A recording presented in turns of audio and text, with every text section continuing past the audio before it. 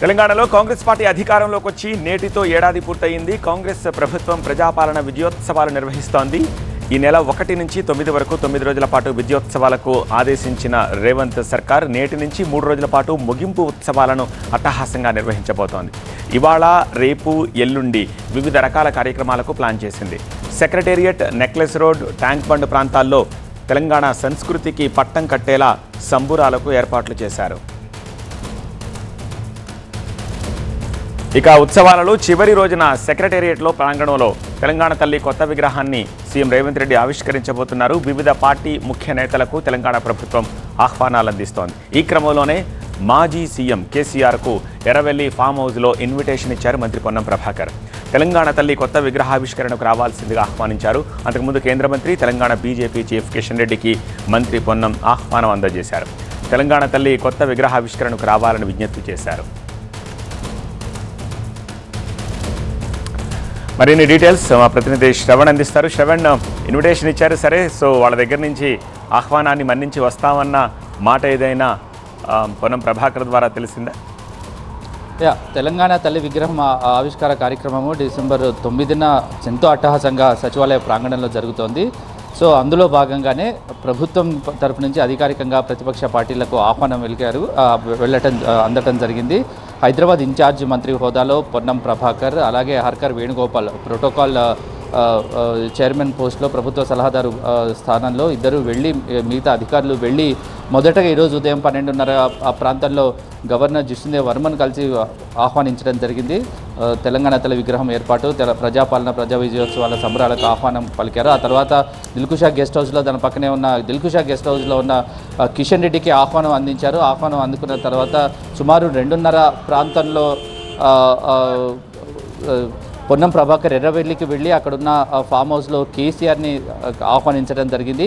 కేసీఆర్ పేరు మీద ఒక ఇన్విటేషన్ లెటర్ను, కేసీఆర్ కల్వకుంట్ల చంద్రశేఖరరావు పేరుతో ఒక ఇన్విటేషన్ లెటర్ని రాసి ఆ ఇన్విటేషన్ని కేసీఆర్కి చేతులకు పొన్నం ప్రభాకర్ అందించడం జరిగింది. అయితే వాళ్ళ మధ్య ఎటువంటి చర్చ జరిగిందనే దాని మీద పొన్నం ప్రభాకర్ బయటకు వచ్చి మీడియాతో మాట్లాడుతూ చాలా జనరల్గానే మాట్లాడుకున్నాము.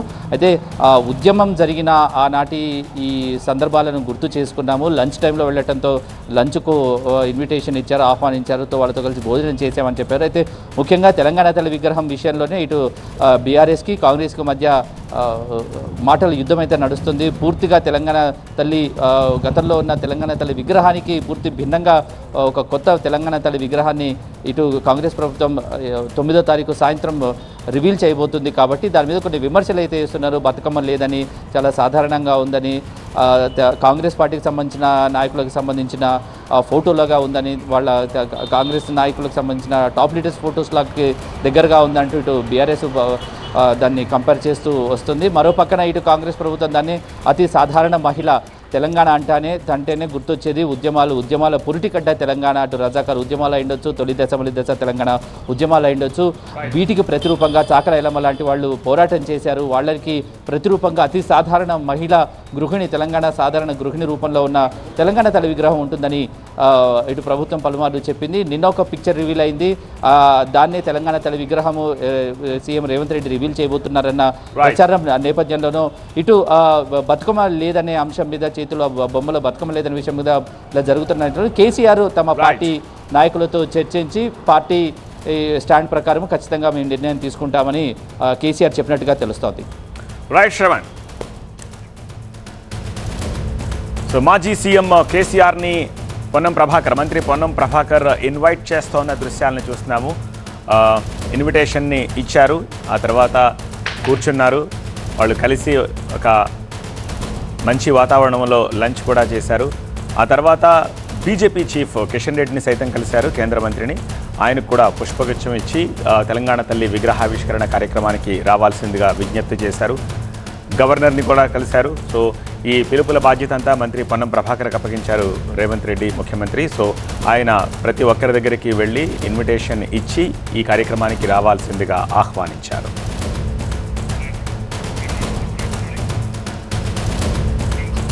పేదల బియ్యాన్ని బొక్కేస్తున్న రేషన్ మాఫియాపై ఉక్కుపాదం మోపుతోంది ఏపీ ప్రభుత్వం.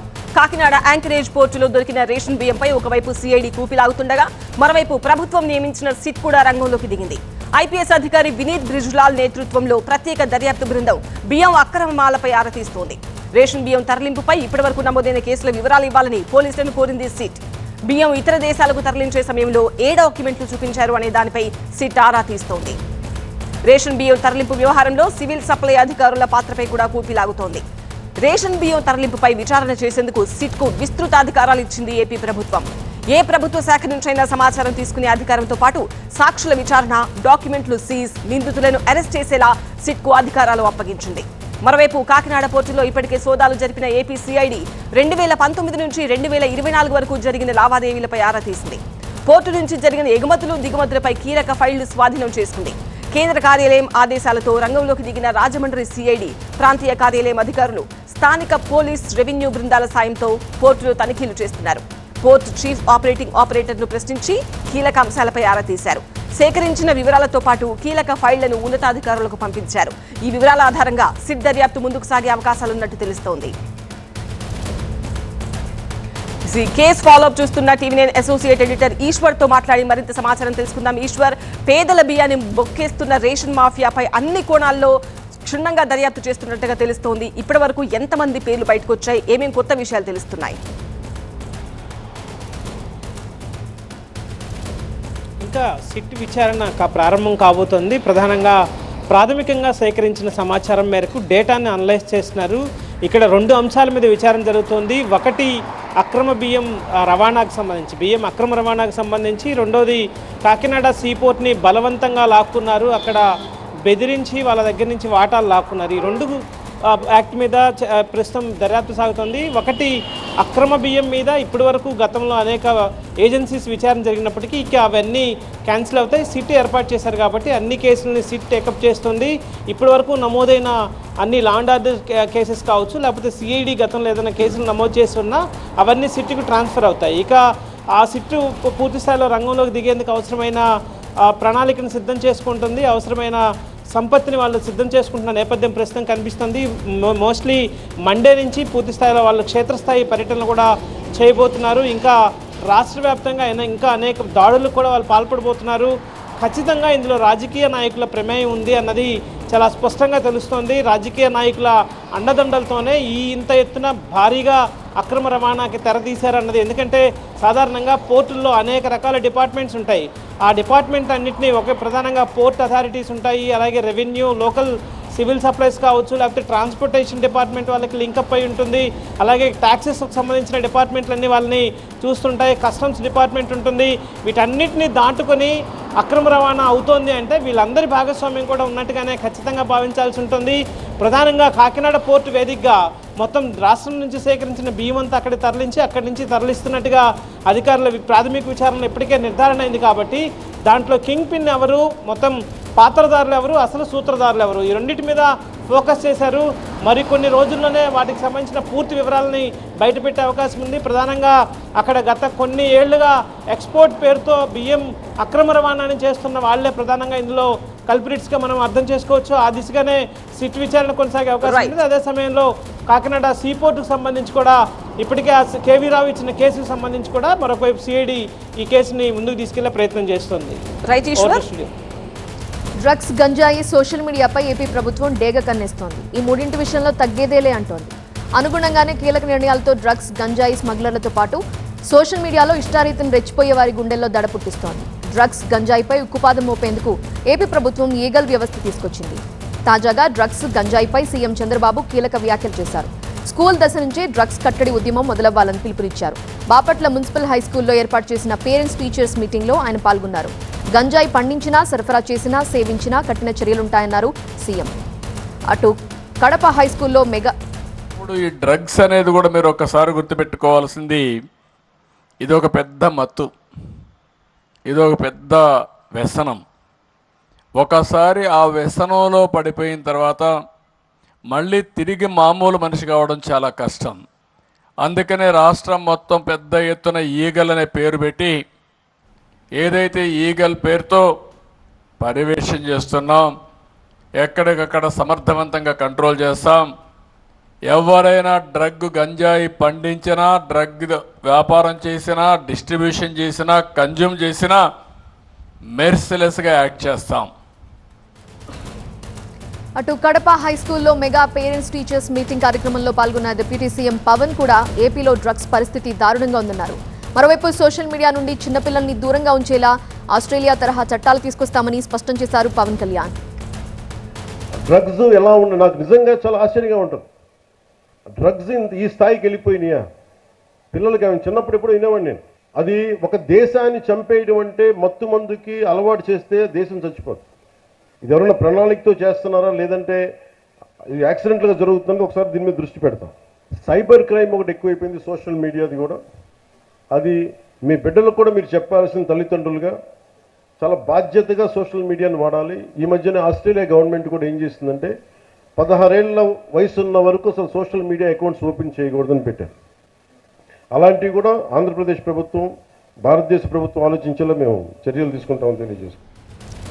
సో సీరియస్గా సోషల్ మీడియా అండ్ డ్రగ్స్ గురించి కంట్రోల్ చేయాలని CM and deputy CM concentrate చేసినట్టుగా అర్థమవుతోంది. త్వరలోనే ఏదైనా యాక్ట్ రాబోతోందా? వివరించడానికి మా ప్రతినిధి నాగరాజు సిద్ధంగా ఉన్నారు. నాగరాజు, ఇవాళ ప్రధానంగా జరిగిన పేరెంట్స్ టీచర్స్ మీటింగ్లో చంద్రబాబుతో పాటు డిప్యూటీ సీఎం పవన్ కళ్యాణ్ కూడా పదే పదే సైబర్ నేరాలు, సోషల్ మీడియా పోస్టింగ్తో కూడిన సైబర్ నేరం, అదేవిధంగా డ్రగ్స్, గంజాయి రవాణా, వాటిని సేవించడం అంశాల మీద మాట్లాడారు. కాబట్టి ప్రధానంగా గత కొన్ని రోజులుగా సోషల్ మీడియా పోస్టింగ్స్ విషయంలో గత అసెంబ్లీ సెషన్ సమయంలో కూడా చంద్రబాబు చాలా స్పష్టంగా చెప్పినది, సోషల్ మీడియా పోస్టింగ్స్ కనుక ఇష్టారాజ్యంగా పెడితే దుర్భాషలాడుతూ అదేవిధంగా ఇతరులను కించపరుస్తూ కనుక సోషల్ మీడియాలో పోస్టింగ్స్ పెడితే కఠిన చర్యలు ఉంటాయి, దానికి సంబంధించి ఒక చట్టాన్ని కూడా తీసుకురాబోతున్నామన్నది ఆయన గత అసెంబ్లీ సమావేశాల్లో కూడా చెప్పడం జరిగింది. కాబట్టి ఈరోజు రాష్ట్ర వ్యాప్తంగా చాలా పెద్ద ఎత్తున కూడా ఈ మెగా పేరెంట్స్ టీచర్స్ మీటింగ్స్ అయితే ప్రభుత్వం నిర్వహించింది. 45,000 పాఠశాలలో ఈరోజు ఇటువంటి సమావేశాలు అయితే జరిగాయి. కాబట్టి ప్రధానంగా అక్కడ ఉన్న విద్యార్థులను ఉద్దేశించి మాట్లాడిన సమయంలో నేతలిద్దరు చేసిన ప్రసంగాలు కనుక చూసుకున్నట్లయితే రానున్న రోజుల్లో ఖచ్చితంగా ప్రభుత్వం ఒక చట్టాన్ని, ముఖ్యంగా సోషల్ మీడియాలో సైబర్ నేరాలను కంట్రోల్ చేస్తూ కూడా ఈ చట్టం రానున్నట్టుగా తెలుస్తూ ఉంది. ఈ దిశగానే ప్రభుత్వం కూడా అడుగులు వేస్తున్నట్లుగా మనకు స్పష్టమవుతుంది. మరొక వైపు డ్రగ్స్కి సంబంధించి డ్రగ్స్ కూడా ఆంధ్ర రాష్ట్రంలో ఎక్కడా లేని విధంగా గంజాయి అయితే పెద్ద ఎత్తున సాగవుతుంది. ముందు గంజాయిని కట్టడి చేయాలి, ఆ తర్వాత డ్రగ్స్ను కూడా పూర్తిగా నివారించాలి. అంటే కింద స్థాయి నుంచి కూడా అవగాహన పెంచాలి. అదేవిధంగా విద్యార్థులతో పాటు తల్లిదండ్రులు కూడా ఇవాళ పేరెంట్స్ టీచర్స్ మీటింగ్కి వచ్చారు కాబట్టి వాళ్ళందరిలో కూడా అవగాహన కల్పించాల్సిన అవసరం ఉంది. ఈ రెండు అంశాల్లో అటు తల్లిదండ్రులతో పాటు విద్యార్థుల్లో కూడా అవగాహన తీసుకొచ్చిన తర్వాత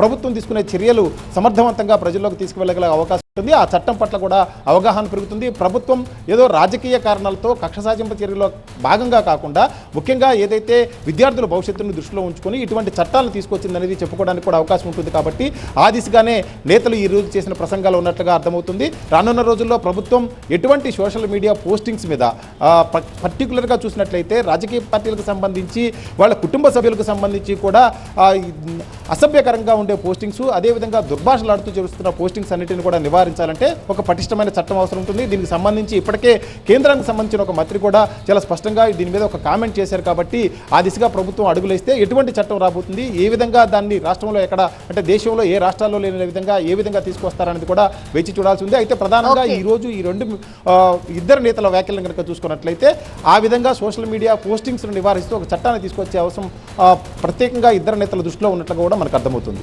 ఓకే నాగరాజ్. ఇక ఫోర్త్ సూపర్ ఎక్స్క్లూజివ్ న్యూస్ చూద్దాం. ఇండియా కూటమిలో విభేదాలు రచ్చకెక్కాయి. కూటమి పగ్గాలు మమతకు అప్పగించాలని టీఎంసీ, ఎస్పీ నేతలు డిమాండ్ చేస్తున్నారు. ఇప్పటికే కాంగ్రెస్ కు దూరమైంది ఆప్. మహారాష్ట్రలో కూటమి నుంచి ఎస్పీ అవుట్ అయింది. మహారాష్ట్ర, హర్యానా అసెంబ్లీ ఎన్నికల ఫలితాలు ఇండి కూటమిలో చిచ్చురేపాయి. కూటమి నాయకత్వం నుంచి కాంగ్రెస్ తప్పుకోవాలన్న డిమాండ్ పెరుగుతోంది. ఇండి కూటమి పగ్గాలు చేపట్టడానికి తాను సిద్ధంగా ఉన్నానని ప్రకటించారు బెంగాల్ సీఎం మమతా బెనర్జీ.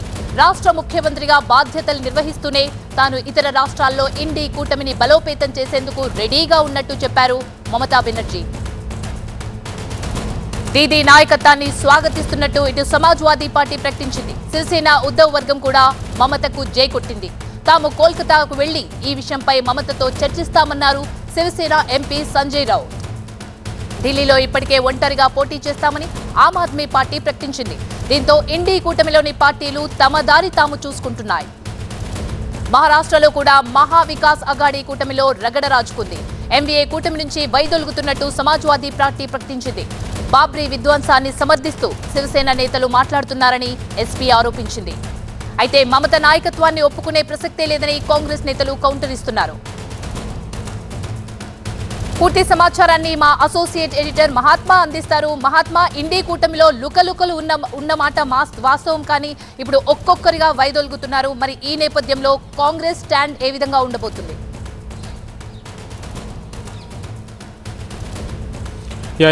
ముఖ్యంగా ఇండి కూటమి ఏర్పాటే లుకలుకలతో ఏర్పడిందని చెప్పుకోవాలి. ఎన్నికల్లో కలిసి పోటీ చేసి లోక్సభలో కొంత మెరుగైన ఫలితాలు సాధించినప్పటికీ కూడా ఆ కూటమిలో ఉన్న పార్టీల వ్యవహార శైలి చూస్తుంటే ఒకచోట శత్రువులుగా మరొక చోట మిత్రులుగా.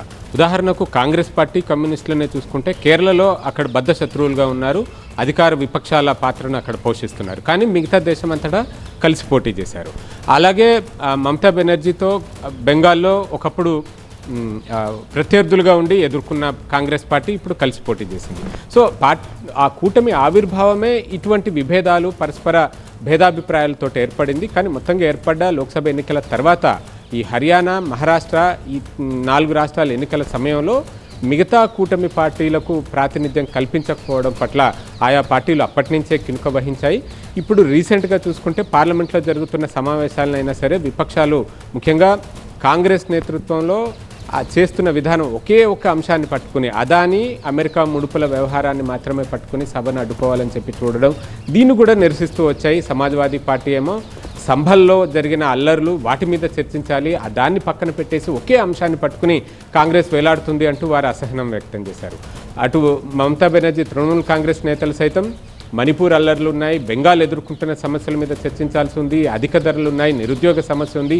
వీటన్నింటినీ పక్కన పెట్టి ఒకే టాపిక్ని పట్టుకుని, అంటే ఆ టాపిక్ చర్చించకూడదని కాదు, కానీ కాంగ్రెస్ వ్యవహరిస్తున్న తీరు సరిగా లేదు అంటే అప్పట్లోనే విమర్శించారు.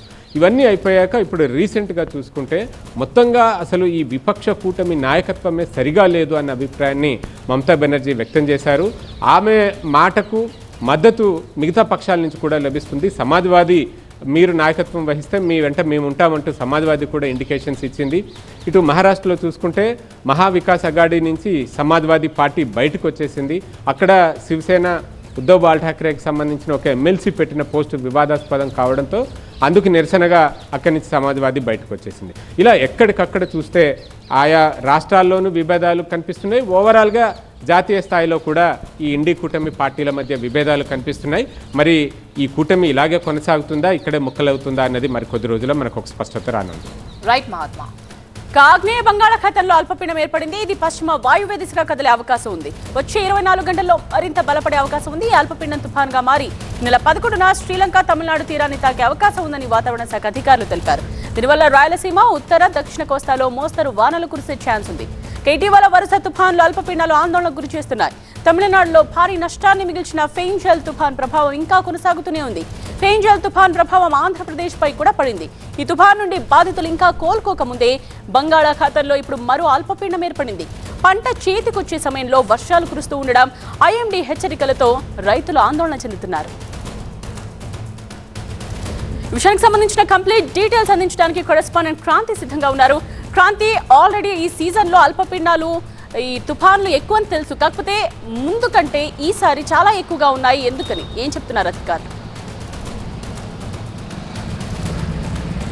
ఖచ్చితంగా మనం గత ఏడాది చూసుకుంటే కనుక ఎల్ నీనో ప్రభావం ఎక్కువగా ఉందని చెప్పాలి. దానివల్ల ఈ సీజన్లో కూడా భూమి తాపం ఎక్కువగా ఉండి వేడి ఉక్కుపోతతో తీవ్ర ఇబ్బందులు పడ్డటువంటి పరిస్థితి మనం లాస్ట్ ఇయర్ చూసాము. కానీ ఈ ఇయర్ దానికంటే భిన్నంగా ఉంది. వాతావరణం మొత్తం కూడా మారింది. శీతాకాలంలో ఒకప్పుడు ఉండేటటువంటి వెదర్ మళ్ళీ చలిగాలి అండ్ అలాగే మంచు కురవడం, వాతావరణంలో మార్పులు మనం క్లియర్గా చూస్తున్నాం. సాధారణంగా ఈ సీజన్ని సైక్లోనిక్ సీజన్ అని అంటారు. ఇప్పుడు వెదర్లో ప్రెజర్ సిస్టమ్ ఏర్పడడం అనేది చాలా కామన్గా ఉంటుంది. అయితే గత కొన్ని ఏళ్లుగా ఇందులో ఎల్ నీనో ప్రభావం ఎక్కువగా ఉండడంతో దీంట్లో పూర్తిగా మార్పులు వచ్చాయి. అందులో ఎండ తీవ్రత ఎక్కువగా ఉండడం, వర్షాలు తక్కువగా ఉండడం వచ్చింది. కానీ ఈ ఇయర్ మాత్రం వర్షాల ప్రభావం ఎక్కువగా ఉంది. మొత్తం ప్రెజర్ సిస్టంలో చిన్నపాటి మార్పులు వచ్చినా కూడా, అంటే ఉన్నటువంటి మార్పుల రీత్యా మనం చూసుకుంటే కనుక ఎంజీఓ కానీ ఐఓడి కానీ అనుకూలంగా ఉండడం, ఎల్ నీనో సాధారణంగా పాజిటివ్ ఆర్ నెగిటివ్గా ఉంటుంది. కానీ ఈ ఇయర్ మాత్రం అది న్యూట్రల్గా ఉండడం, వాతావరణం మొత్తం అనుకూలంగా